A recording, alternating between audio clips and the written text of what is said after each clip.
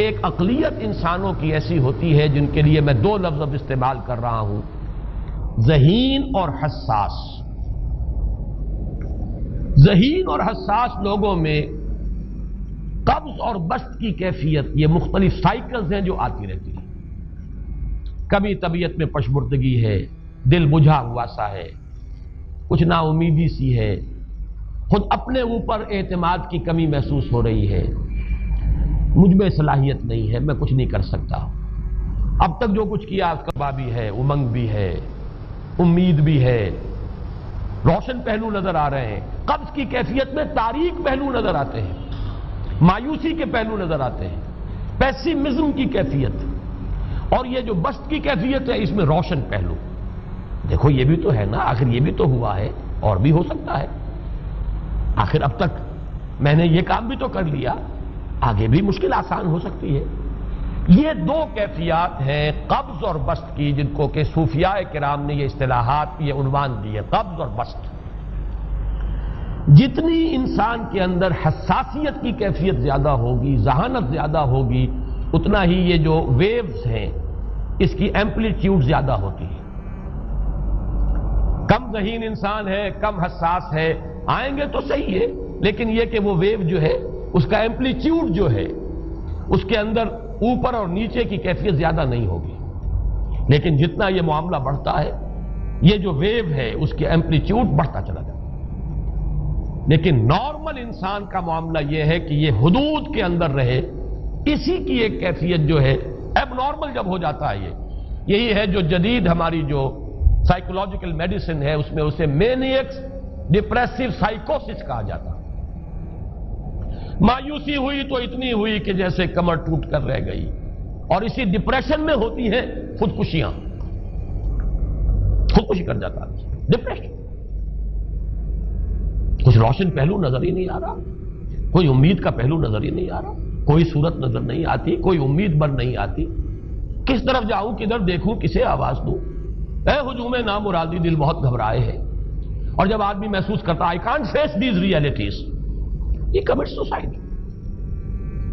یہ اور جب کیفیت ہوتی ہے انشراح کی تو آدمی خوب بھاگ رہا ہے، دوڑ رہا ہے، امنگ ہے، محنت ہے، دوڑ رہا ہے، امیدیں ہیں، اب ہر چیز کا روشن پہلو نظر آ رہا ہے۔ عجیب ہے یہ۔ اصل میں مجھے کچھ تجربہ بھی ہوا ہے، ہمارے خاندان میں بھی یہ مرض موجود رہا۔ میرے والد مرحوم کافی طویل عرصے اس مینیک ڈپریسو سائیکوسس کے مریض رہے۔ کچھ ہوتا ہے یہ معاملہ، ویسے بھی شاید ہمارا خاندان جو ہے اس کیٹیگری میں آتا ہے جس میں ذہانت نسبتاً کچھ زیادہ ہے، حساسیت بھی نسبتاً کچھ زیادہ ہے۔ یہ دوسری بات ہے کہ کوئی شخص جو ہے یہ فلسفے کے طور پر اختیار کر لے کہ اپنے آپ کو ڈھیٹ بنا لینا ہے، یہ فلسفہ بھی بن سکتا ہے، لیکن یہ ہے کہ اگر آدمی چھوڑ دے اپنی طبیعت کو تو یہ دونوں کیفیات آتی ہیں۔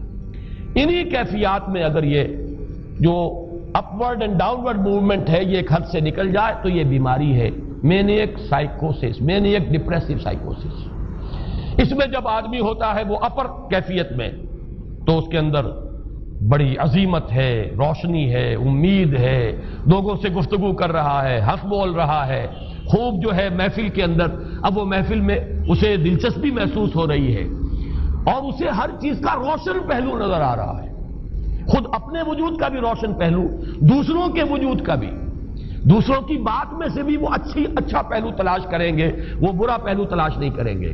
جب دوسری کیفیت ہے ڈپریشن کی، ہر ایک کی بات میں کوئی برائی نظر آئے گی، کوئی اس کی نیت کا فطور ہے، کوئی فساد ہے، کوئی یہ جو ہے بدنیتی کے ساتھ یہ بات کر رہا ہے، کوئی خیر کہیں ہے ہی نہیں، برائی ہی برائی ہے، مایوسی ہی مایوسی ہے، بدلی ہی بدلی۔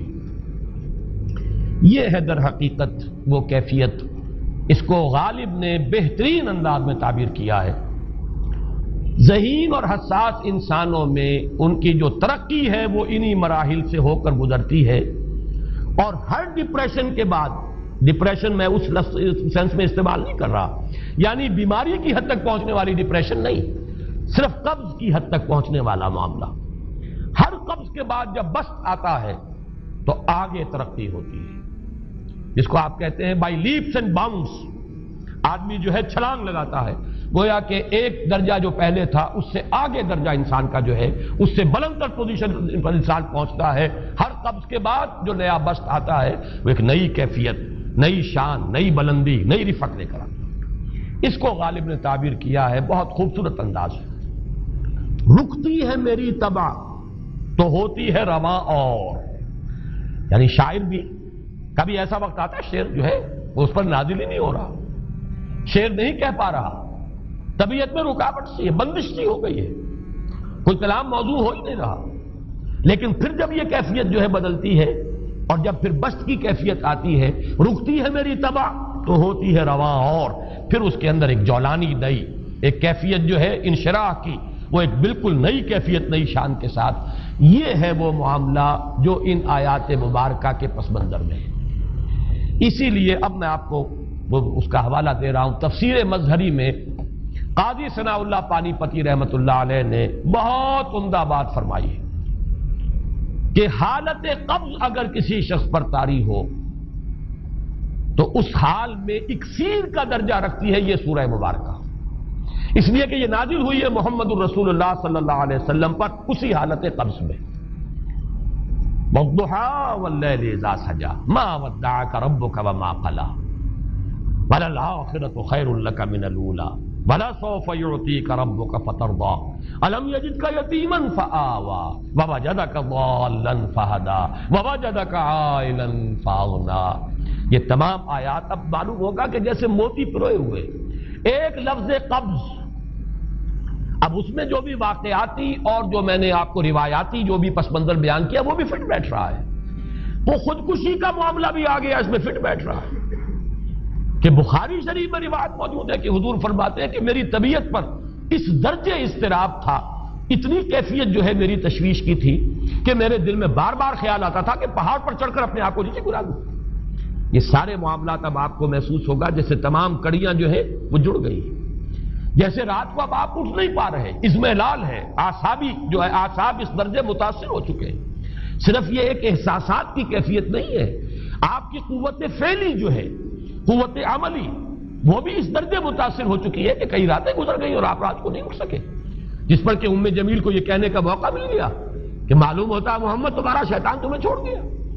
اب یہ جملہ اپنی جگہ پر اس کی کاٹ ہے یقیناً، اس سے یضیق صدرک بما یقولون، لیکن وہ کیفیت جس کی وجہ سے یہ جملہ آیا ہے اس پر نگاہ دوڑائیے، اس پر نگاہ کو مرکوز کریں گے تو معلوم ہوگا ایک لفظ قبض، یہ قبض کی ایک کیفیت تھی. اس قبضی کی کیفیت کا ایک مظہر یہ ہے چونکہ یہ بھی تو در حقیقت قلب مبارک جو ہے محمد الرسول اللہ صلی اللہ علیہ وسلم کا، اسی پر تو وحی کا نزول ہوتا تھا. یہ بھی وہی داخلی احساسات و کیفیات کا معاملہ ہے، یہی بھی در حقیقت یہ واردات قلبیہ ہی کا سارا معاملہ ہے. اس کو آپ خارج سے تعبیر نہیں کر سکتے، نہ ابھی کوئی ایسے مصائب تھے، نہ ایسی کوئی مشکلات تھیں، نہ ابھی کوئی رد و قضا ایسی شروع ہوئی، نہ ابھی کوئی بحث و نزاع کا معاملہ ایسا ہوا، نہ کوئی ابھی کوئی فزیکل پرسیکیوشن شروع ہوئی. یہ سب داخلی ہی کیفیات ہیں، اور ان داخلی کیفیات کے حوالے سے ان سورہ مبارکہ کو اگر صحیح سمجھا ہے تو صوفیہ نے سمجھا. وہ جو اقبال کا شعر ہے کہ کچھ جو سمجھا میرے شکوے کو تو رضواں سمجھا، مجھ کو جنت سے نکالا ہوا انسان سمجھا. اور کون سمجھے گا؟ وہ تو سمجھے گا کہ دکھے ہوئے وہ دل کی صدا ہے، وہ کیا ہے جو اقبال کی وہ ایک نظم ہے پرندے کی فریاد، گانا اسے سمجھ کر خوش ہونا سننے والے. یہ تو در حقیقت ایک دکھے ہوئے دل کی صدا، فریاد یہ صدا ہے. تو یہ کیفیت جو ہے رضوان سمجھ سکا ہے جو کہ داروغہ جنت ہے، اس نے سمجھا یہ وہی آدم جو نکالا گیا تھا یہاں سے، یہ اس کی فریاد ہے. کچھ جو سمجھا میرے شکوے کو تو رضواں سمجھا، مجھ کو جنت سے نکالا ہوا انسان سمجھا. تو واقعہ یہ ہے کہ اس سورہ مبارکہ کا صحیح فہم اگر حاصل ہوا ہے وہ امام راضی کو حاصل ہو ہی نہیں سکتا. وہ عقل اور منطق کی گتھیاں سلجھانے والے آدمی ہیں، اپنی جگہ ان کی کنٹریبیوشن بہت. یہ لغت اور ادب کا کوئی خاص مسئلہ اس میں ہے ہی نہیں کہ زمخشری اس میں کوئی جولانی دکھائیں اپنی، اس میں کوئی ایسا اشکال ہے ہی نہیں، نحوی اشکال ہی نہیں. لیکن یہ واردات قلبیہ کا معاملہ ہے، احساسات باطنی کا معاملہ ہے، یہ نفسیات انسانی کا معاملہ ہے.